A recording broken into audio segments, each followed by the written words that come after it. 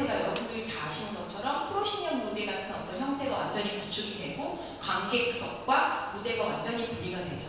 그러다가 그 사실주의 공연이라든지 이런 것들이 이제 들어오게 되면서 완전히 어떤 조용한 관객, 그냥 바라만 보는 관객의 어떤 형태가 굳어지게 됩니다. 그러다가 19세기 말부터 20세기 초에 다양한 어떤 예술의 양식, 어떤 산업의 어떤 변화 이런 걸로 인해서, 그 다음에 사람들의 어떤 시민의식의 변화 이런 걸로 인해서 관객이 이제 관객에 대한 어떤 재인식, 그다음 무대에 대한 어떤 새로운 시도 이런 것들이 일어났죠. 그래서 다양한 예술인들이 다양한 시도들을 하는데 그 중에서도 에드워드 고든 그레이그 우리한테는 이사돌 덤번의 애인으로 알려져 있는 그 무대 연출가의 그 연출을 조금 주목해 볼 필요가 있습니다.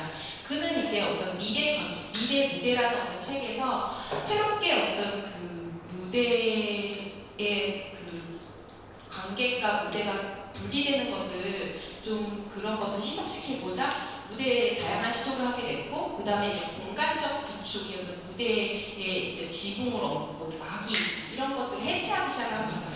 요즘에는 뭐든지 다 중심을 해체하고 절대적인 것을 없애면서 다양한 현상들이 무용 안에서도 나타나고 있지 않나 생각이 듭니다.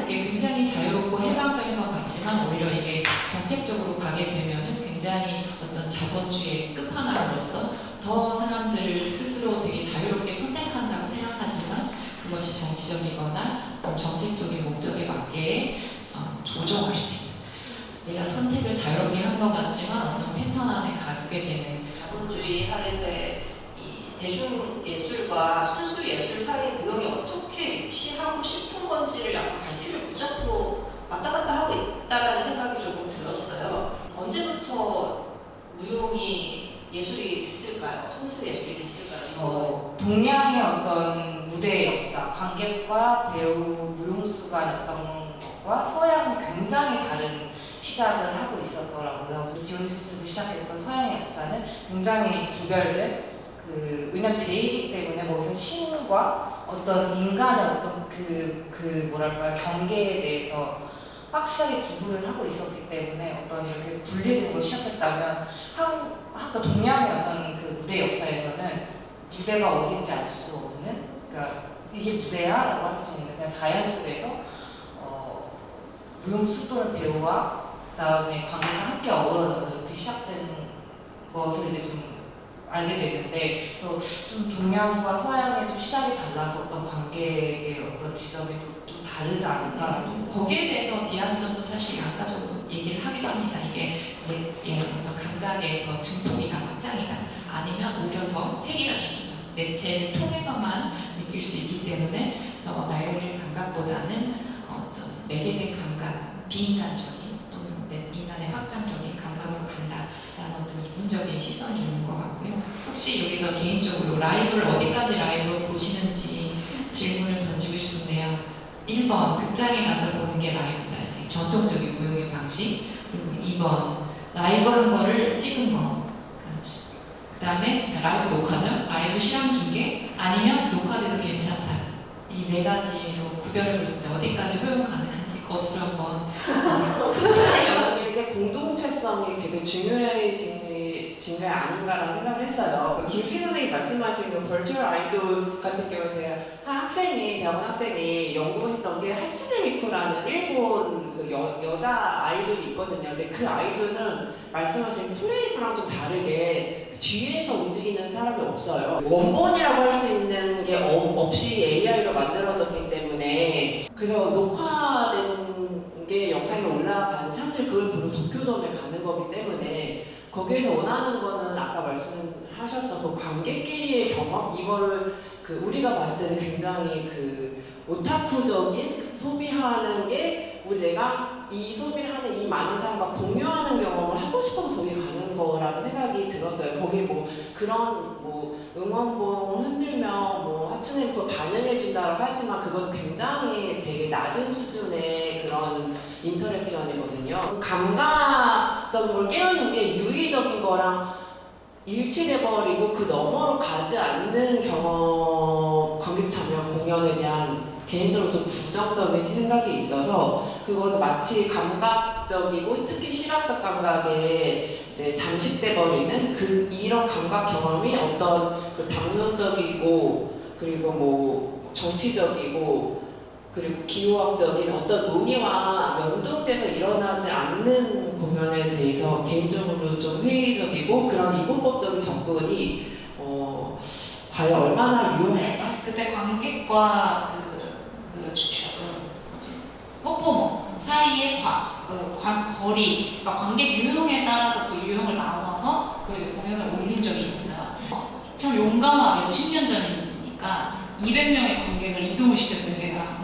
그래서 앞에 로비까지 나가서 밖에까지 나갔다가 다시 들어와서 서로 그거를 실시간으로 스트리밍을 하면서 관객끼리 서로를 보고 또 그걸 이제 장면으로 만든 거예요. 근데 늘 참여를 시킬 때마다 이 방법이 맞나? 이 방법이 괜찮나? 라는 고민을 늘 하거든요. 이게 아무래도 연극과는 좀 다르게 이제 대화가 없고 일종의 몸의 언어로 이야기를 계속 하다 보니까 그거를 이제 보시는 분들이 좀 어느 정도의 해석의 능력을 요구하는 경우가 좀 많은 것 같아요. 어느 정도의 이제 감상 훈련 아니면은 뭐 그런 지식적 배경을 어떻게 함양시켜주는 어떤 활동들이 조금 필요하지 않나라는 생각을 할 때도 있고, 아니면 또 요즘에 공연의 여러 가지 이제 상황들을 볼 때는 그런 것들을 좀 마케팅적으로라던가 아니면은 공연을 조금 더 잘 이해할 수 있는 어떤 방법으로 이렇게 공연 관객의 교육 같은 걸 조금 더 유도하시는 것도 같습니다. 근데 저도 이게 약간 수동적인 관객은 나쁜 것이고 참여형 공연은 뭔가 좋은 것이라는 도식이 좀 만들어진 거에 대해서 불편하고, 그래서 참여형 공연 자체가 뭔가 자신의 미적인 예술적인 세련됨의 징표로 사용되는 것에 대해서 좀 불편함이 있어요.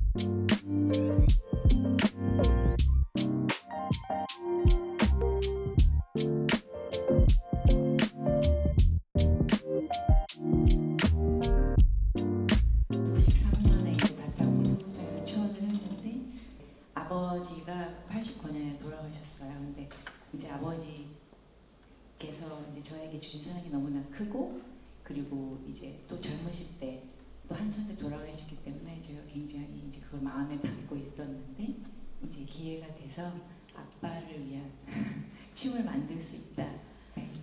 저는 이 작품을 고등학교 1학년 때 봤었어요. 그래서 지금 전시되어 있는 팜플렛이랑 티켓은 제가 31년 동안 갖고 있었던, 제가 개인 소장하고 있었던 거를 전시해 놨습니다.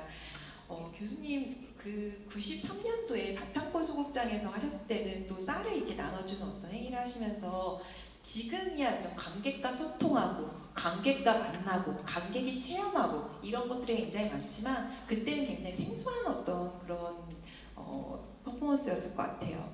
때 어떤 에피소드 좀 소개해 주실까요? 이게 제가 이제 이 쌀을 사용하게 된 이제 계기는 이게 이제 우리는 주식이 쌀이잖아요.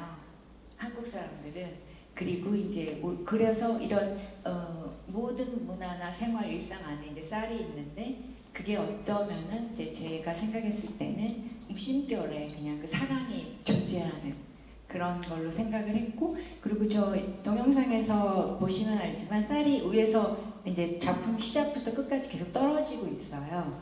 그래서 이제 조그만 무덤을 만들게 되는데 끝쯤에 이제 우리는 내리사랑이라고 하잖아요. 그래서 그 내리사랑이 끊임없이 계속되고 있다는 거. 그리고 이제 그 꽃을 제가 이제 또 사용을 했는데 그 꽃은 그 우리 전통의 상여 납을 때 그 한지로 만든 그 꽃을 이렇게 위에 이렇게 관에 이렇게 매달잖아요. 그래서 이제 그 죽은 자를 기리는 그런 의미로 이렇게 사용했어요. 이 쌀을 무용수들이 이제 마지막에 이거를 이제 자기가 스스로 이거를 사랑을 다른 사람한테도 건네주는 그런 행위로 저희가 그렇게 이제 관객하고 만나는 그런 시간이 있으면 어떨까 해가지고 마지막에 이걸 이제 쌀을 운반을 해서 체험을 하실 수 있게. 이 작품이 처음에 93년도에 바탕골 소극장에서 공연이 되고 그 다음에 바니올레제 안무가대회에 참여를 했습니다. 그 과정이 좀 궁금한데요. 네, 이제 그 전에 제가 바니올레 국제 안무가 경연대회를 한번 무용수로 참여를 했어요.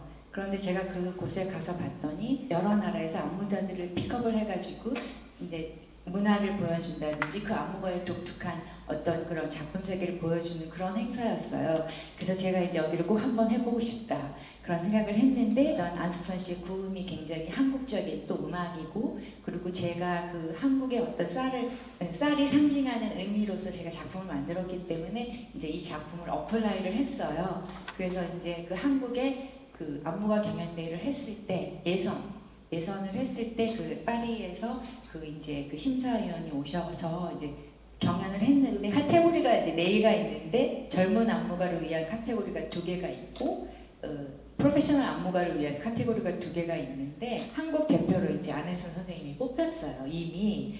그래서 저는 이제 기회가 다음 기회를 봐야겠구나 했는데 이제 그 심사위원분이 파리에 돌아가서 동영상을 다시 그 커미트하고 심사를 한 결과 저를 이제 프로페셔널 인디펜던트로 그쪽에서 직접 뽑아주셨어요. 그리고 무용 관련 다양한 주제로 웹툰을 너무나 즐겁게 재밌게 그리고 계셔서 많은 분들이 팔로우를 하고 계십니다. 네, 안녕하세요. 저는 춤추는늘보라는 이름으로 인스타툰을 그리고 있는 황현재라고 합니다.